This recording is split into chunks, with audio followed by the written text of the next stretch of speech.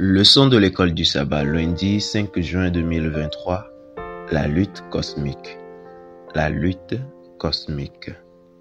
Lisons Matthieu chapitre 27, le verset 45 à 50. Là, il est écrit: Depuis la 6e heure jusqu'à la 9e, il y eut des ténèbres sur toute la terre. Et vers la 9e heure, Jésus s'écria d'une voix forte: Élie, Élie, lama sabachthani, c'est-à-dire, mon Dieu, pourquoi m'as-tu abandonné? Quelques-uns de ceux qui étaient là, l'ayant entendu dire, il appelle Élie. Et aussitôt, l'un d'eux courut prendre une éponge qu'il remplit de vinaigre, et l'ayant fixée à un roseau, il lui donna à boire. Mais les autres disaient, laisse, voyons si Élie viendra le sauver. Jésus poussa de nouveau un grand cri et rendit l'esprit.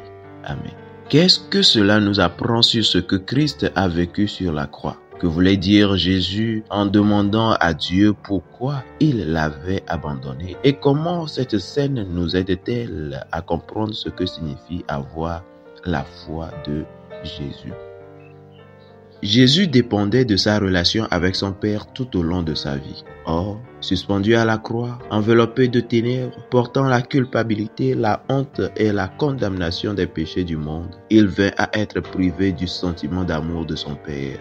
En d'autres termes, grâce à une vie de dépendance totale à l'égard du Père, même dans les bons moments, Jésus avait été préparé au pire moment, même à la croix. Le Sauveur avait confiance au Père, même quand toutes les circonstances lui criaient de douter. Même lorsqu'il semblait que Dieu l'avait abandonné, Jésus n'a pas baissé les bras. Je cite, « Au milieu des terribles ténèbres, apparemment abandonné de Dieu, Christ avait vidé les dernières gouttes de la coupe du malheur de l'homme.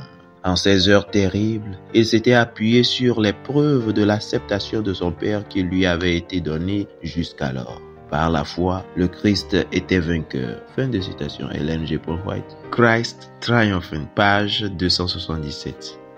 La foi de Jésus est une foi si profonde, si confiante, si engagée que tous les démons du cosmos et toutes les épreuves de la terre ne peuvent l'ébranler. C'est une foi qui fait confiance quand elle ne voit pas, qui croit quand elle ne comprend pas, qui s'accroche quand il n'y a pas grand-chose à quoi s'accrocher. Cette foi de Jésus est elle-même un don que nous recevons par la foi et qui nous permettra de traverser la crise à venir.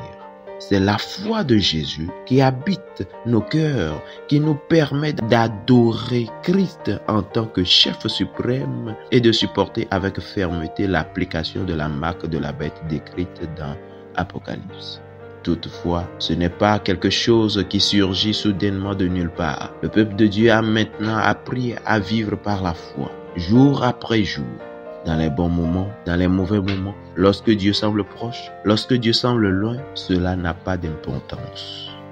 Je cite, « Le juste vivra par la foi ». Fin de citation, Galates 3, le verset 11, voire aussi Habakkuk 2, le verset 4. C'est maintenant le temps de préparation. Chaque épreuve aujourd'hui, si elle est endurée dans la foi, peut porter des fruits précieux dans nos vies. Pensez à un moment où la vie semblait s'écrouler autour de vous et où tout ce que vous aviez était votre foi. Comment vous en êtes-vous sorti?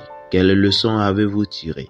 Qu'avez-vous vécu qui puisse aider d'autres personnes qui traversent une situation pareille? Fidèles auditeurs et internautes, que Dieu vous garde. Amen.